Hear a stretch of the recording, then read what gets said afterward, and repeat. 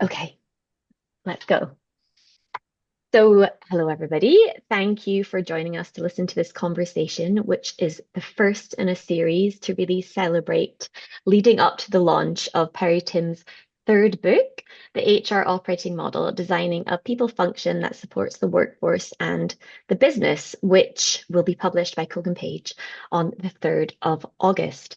Now, this book is all around exploring a new operating logic about decluttering your thinking with really a practical application.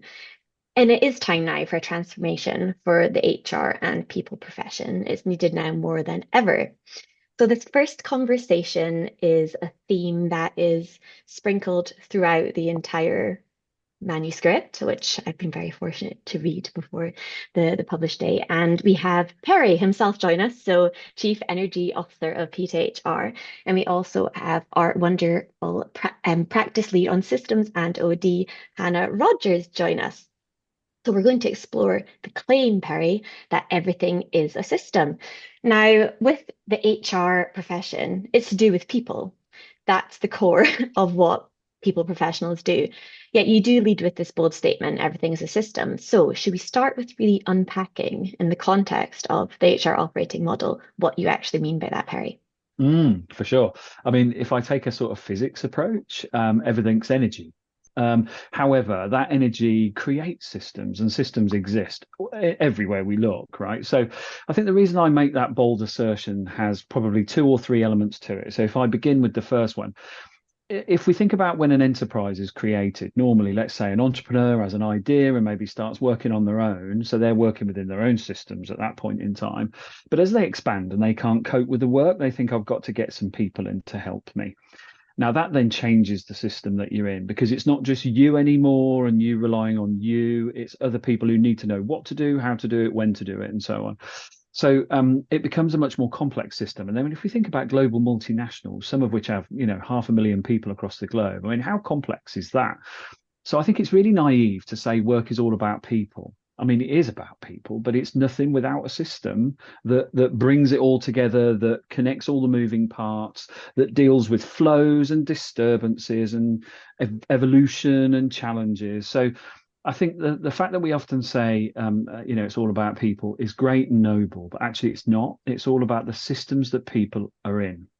And my second perspective on it is about the OD practice field, really. So I've been fortunate enough to find OD after coming into the HR sort of jurisdiction through the learning and development route.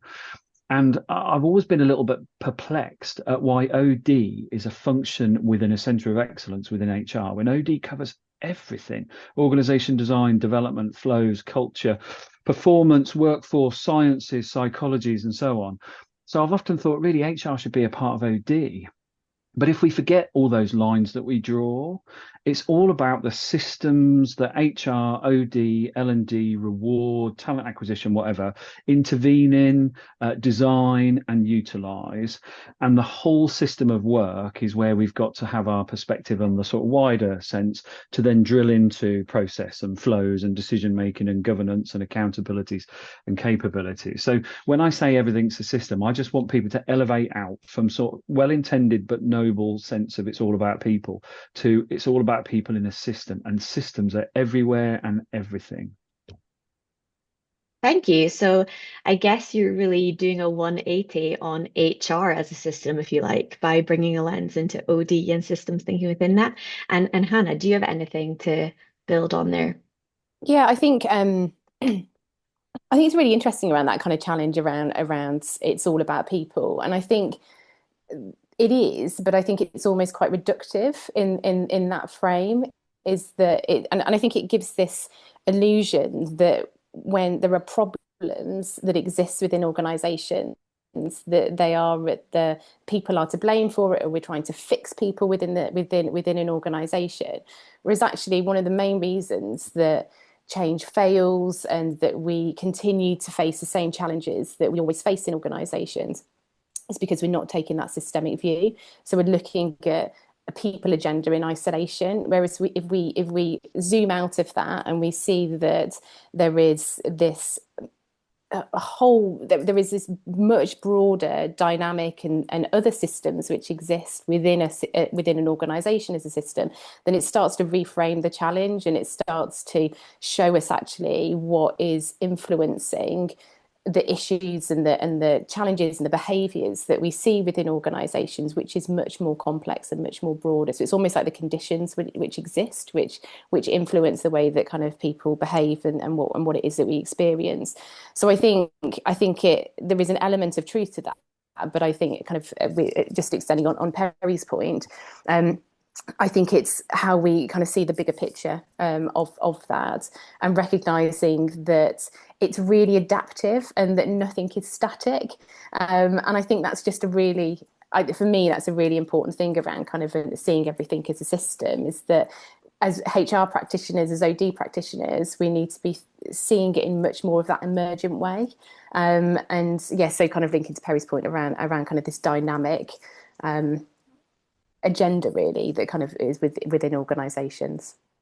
Thanks so much, Hannah. Yeah, of course, Perry. Yeah, because there's a phrase in OD which is self as instrument, and I totally get it, because what it is you are intervening in a system, right? So you are an instrument of change and possibility and agitation and analysis. But actually, if we see ourselves as a system, we are more than an instrument. We are a system in ourselves. We're bringing history with us, we're bringing know-how, we're bringing imagination. So we're not just an instrument. That's probably the sort of tip of the arrow. We are a system in ourselves, and we are intervening and acknowledging systems around us, to add to Hannah's point. Yeah, no, thank you so much for building on that. And something that I'm hearing from both of you is all around emergence. And actually within the book, Perry, within the HR operating model, you have the HR 3.0 model, and that is an emerging concept. So within that itself, or is there a role or specific roles that are really dedicated to this practice of systems thinking? So I've got a vertical and a horizontal, almost, on 4 intersectional areas that form the basis of this model. I won't talk about the verticals. I will just talk about the horizontals, because they're systems and science. And the idea behind it is that we have a space where systems, in the way Hannah described, are paramount, are forefront, are very instrumental, to use that phrase, in our thinking. So there is a role called a systems designer. And that might be what people say, oh, that's OD, isn't it? It's like, no, it's not OD. It's beyond that. It is absolutely creating a sense that every system that is interconnected in an organization of any sort, internal and external, is something that needs very deliberate design. Now, they're not doing all of it, but they are holding that space to get other people to come to work with models and theories and practices that can then take a systemic view, which, again, Hannah talked about there. So they're a designer, but that doesn't mean to say they're the only practitioner. They're also a convener, a curator, and a catalyst, really. And that's different. That's departing from having an OD professional, where most people in business would go, well, what's that? But if you talk about a systems designer, people think, wow, they probably think it's all about technology. And of course, that is a big part of it. But it's not just digital technology, it's all the technologies we use, which is where science comes into play. Because I don't think you can have systems without science. You need some form of science to help systems make sense. That doesn't mean it's prescribed psychology or whatever all the time, but you need to know about human behavior, you need to know about chaos theory, you need to know about all things that have some form of science behind them. By that, I mean academic research and rigor, applied and evidence-based approaches. You can have lovely design systems, but if you don't have the science that tells you what the likely outcome is, you're not just dealing with emergence, you're hopeful that something's going to work. And that's where we need experimentation. So yeah, that's a very deliberate part in it. Systems and science and systems designers. Thanks, Perry. I love that. And can I ask you, Hannah, does that speak to you? Does that resonate? Do you see yourself as a systems designer? Yeah, I think so, and I think it's something. One of the things that Perry talks about in the book is that systems thinking is a mindset, and I think it's something that I think kind of what you're saying there, Perry, about the kind of whilst it's identified as being a kind of specific function almost kind of within HR 3.0 around systems designers, that it's not isolated to that, and it is that kind of therefore that kind of mindset, that kind of way of seeing that I think we need to see more broadly across the HR and OD profession. So I think I would categorize myself with it as a system designer, but that's not in isolation to say my OD practice as well, because I guess what I bring to my practice is being able to see the complexity that exists within an organization. And I think that's where we need to be moving closer to, is again moving away from this reductive approach to kind of recognizing and just seeing the system and seeing kind of what's sitting around that. And I think that's where we need to be thinking more broadly around things around kind of structures and processes which may sit beyond what's happening within a kind of a HR kind of field, or kind of what HR is responsible for, but also thinking about culture and the conditions which are created. And I think that's where, correct me if I'm wrong, Perry, is maybe more of the emphasis that systems designers will bring, will be that holding a space and recognizing where there's alignment, where there's tensions. So to some extent it also falls into org design as well as org development. So I think it's one of the areas that I'm particularly interested around the model, because it's both something that I think should exist almost in a discrete way because of how important it is within the agenda, and I think probably reflecting where most organisations are at the moment, but also something that needs to be distributed much more broadly as well across the other roles, functions that exist within HR and need to be strengthened as we move forward. I'll add to that with a couple of almost like interventional examples, right? So we as a team, we had Hannah help guide us through the viable systems model approach, which was incredibly revealing for us. So there's a tool that creates much more of that elevated and an expansive kind of mindset to then come back in, start thinking about strategies and interventions and so on. So that's one example. And then the other example I'll come across, and we've all used this in the team, is doing a systems map. The amount of times I get asked to do OD interventions with a quite tight but nonetheless comprehensive brief, I'm never asked to create a systems map. How on earth can you design without knowing all the systems that are integrated, interconnected, adjacent, likely to bolster or inhibit what you're trying to do with org design? So I think the more we get into systems mapping, the more we get people to take that viewpoint that Hannah talked about. It's not just 30,000 feet. It is absolutely 360, and from the inside out, the outside in, above it, below it, in it, and around it. So I think there's that. And I think it also builds on the thing that we often hear a lot about, which is sense making. Sense making can be intuitive, and it can be data correlation and so on. A systems designer is not just somebody who sketches beautiful things. They are analytical, they are probing, they are experimental. And as Hannah said, they're facilitative too, because they don't have all the answers, but they can help ask better questions of people. So you systems thinkers speak fast, and you're covering so much. So I'm just trying to keep up with this. I think that once you see something as a system, you can unsee it. Okay. I'm quite curious, though, within a multinational or another organization where you're entrenched in the system, if you are to refine your skills and hone into this sense making, how do you then elevate yourself and your thinking to stay objective? Because I really feel like that's a core skill in being able to continue to analyze and synthesize the system you're within. I think that's an inherent tension for anyone who kind of works in this space and works internally.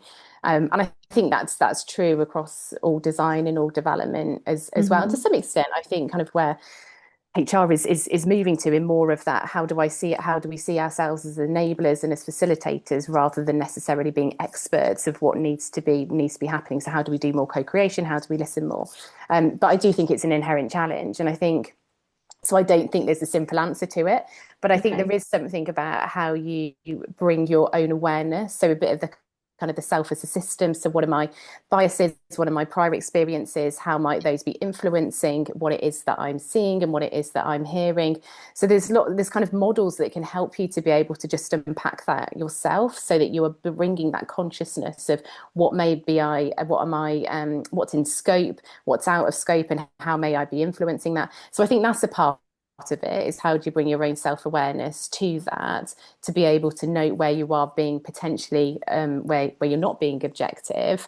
But I think, as Perry said, it's that how do I ask better questions rather than give answers. And while you build that practice, there is that how do I sit on my hands a little bit and kind of not jump in and just let the information, let the data, let the insight emerge from the system.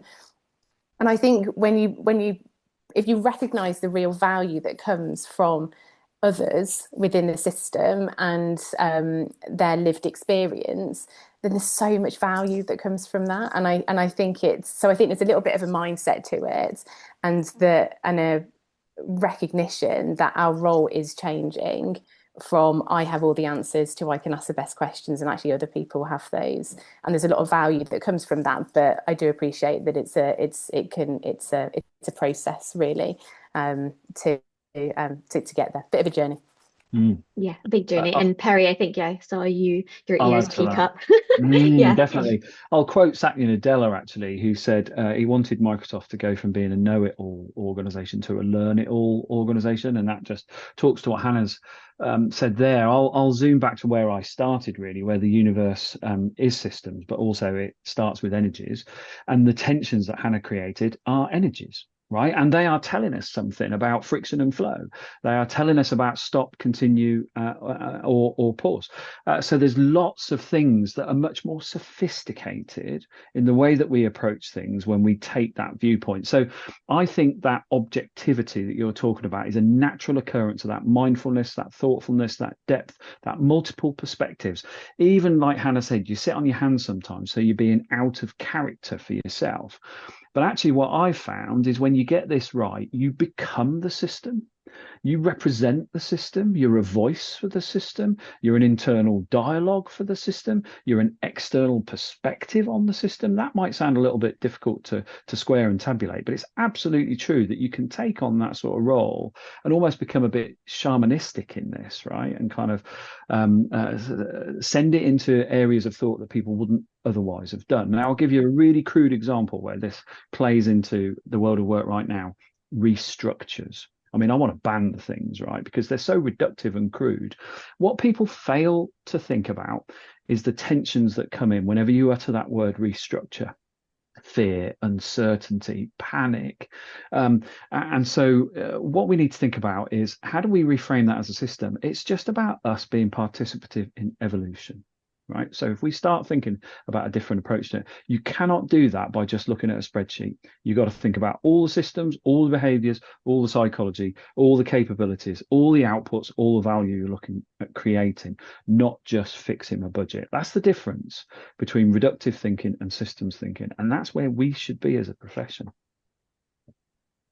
I love that. And Hannah, do you have anything you want to add to that?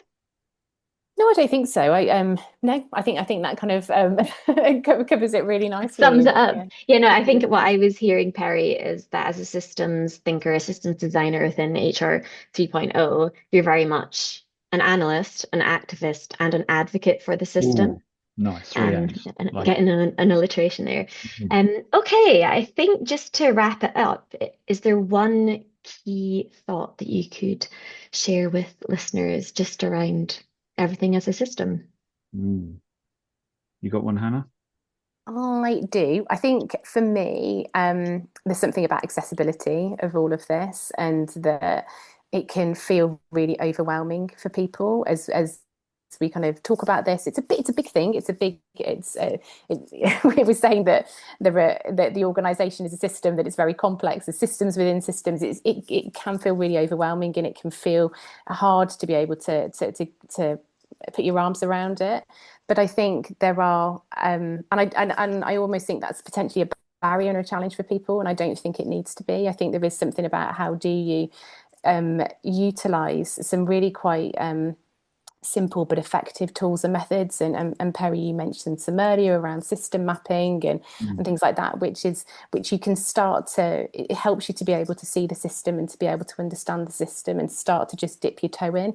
And I think as long as there's a curiosity and there's an interest to understand what's really going on, what sits around all of this stuff that it is that I'm seeing and experiencing, and I'm willing to have my assumptions challenged, then I think you can really start to open up something very powerful.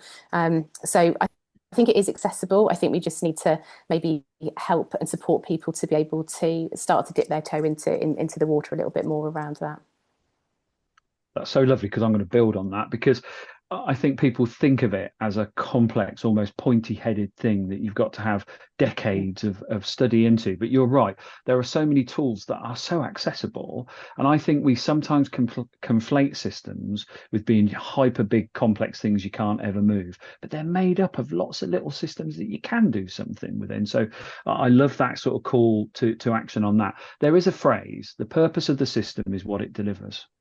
And so what I'm going to leave you with is we should honor all systems, right? We might not like their outcomes, but that's just because that system is honoring what it's been designed to do or how it's evolved in its state to do. We should honor that, not hate it, not want to kill it. We should honor it and go, but what do we want it to do that's better, more sustainable, more noble, whatever it is? Because I think if we honor systems, we have more chance of it working with us when we're trying to change the dynamic of what it does and what it will continue to do in the future. But I don't see enough of that. I see a lot of people trying to kill systems and squash them and replace them. Honor them, and then see what they can do for you with you as a part of it. Thank you both so much. So from accessibility and honoring the system, I'm sure for many people, you've now actually put words to thoughts that needed articulation. Certainly for me, you have. So thank you both, Hannah and Perry. And until the next time and theme to unpack, take care. Thanks a lot. Cheers, Kirsten. Thanks, Hannah.